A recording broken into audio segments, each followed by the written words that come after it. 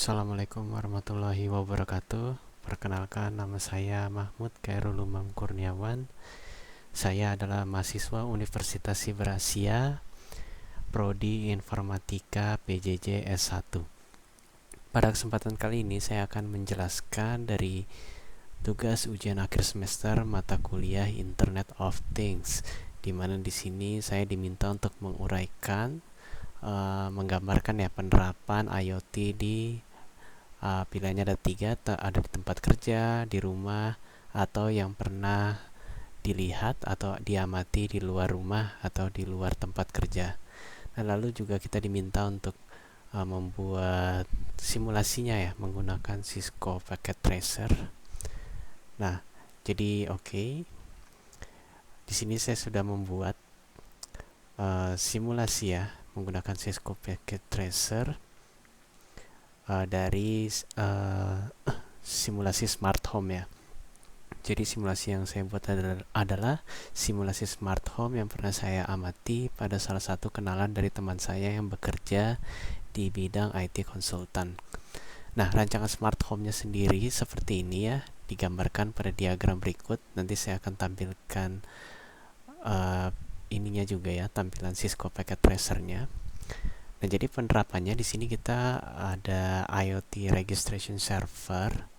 Ini berfungsi sebagai pusat server ya atau pengelolaan perangkat IoT dalam jaringan. Nah, jadi server ini memastikan setiap perangkat terdaftar dan dapat dikomunikasikan dengan aman. Lalu perangkat IoT-nya adalah fan IoT, kipas, home speaker IoT 2, dan door IoT ya, pintu ya.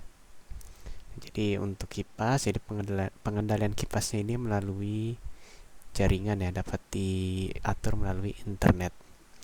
Lalu home speaker juga dapat diatur melalui internet, serta pintu dapat dikontrol jarak jauh oleh internet ya untuk kemudahan akses dan keamanan. Lalu kita menggunakan wireless router untuk jaringan di dalam rumahnya. Jadi ini perangkat-perangkat IoT yang dalam rumah ini terhubung menggunakan wireless ya, jadi sudah tidak pakai kabel lagi. Nah, lalu di sini ada tablet atau PC. Ini kita analogikan sebagai smartphone ya, smartphone atau tablet yang digunakan sebagai interface untuk memonitor dan mengontrol perangkat IoT dari jarak jauh.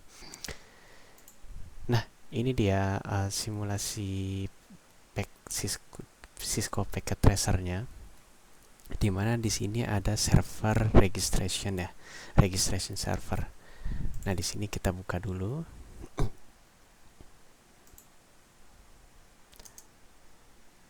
Nah, hal pertama yang kita atur yaitu pada bagian IP configuration ya, di bagian service.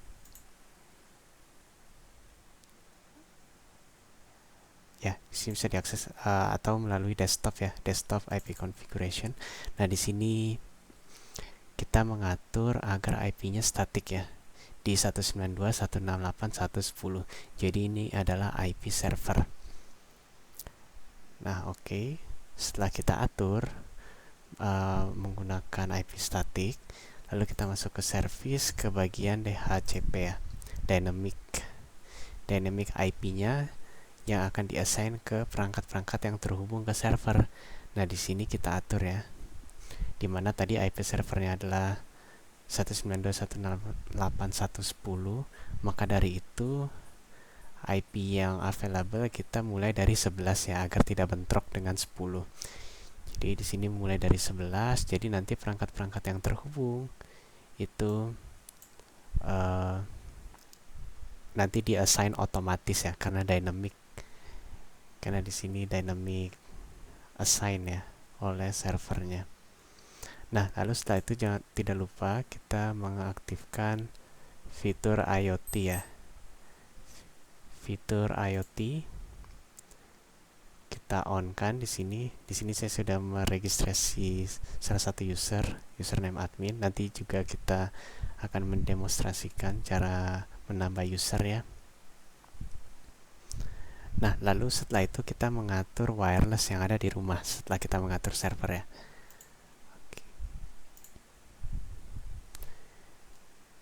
Nah, kita masuk ke settingan wireless, lalu kita masuk ke konfigurasi.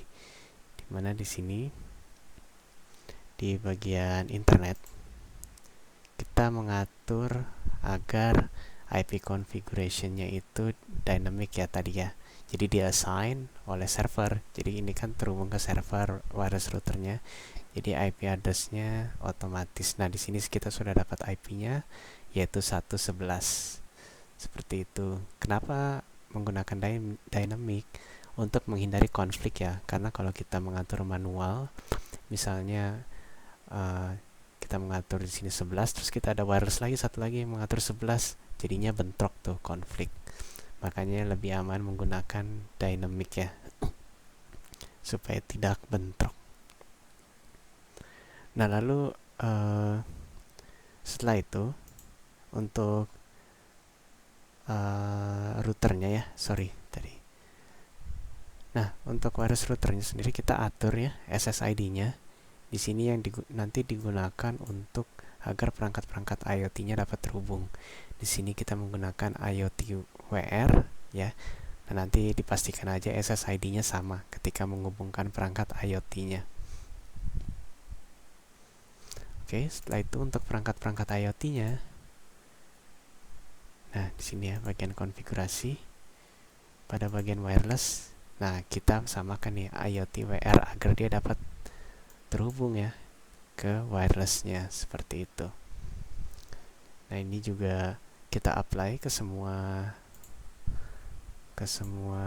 IoT device-nya, IoT WR juga, sama door juga IoT WR ya.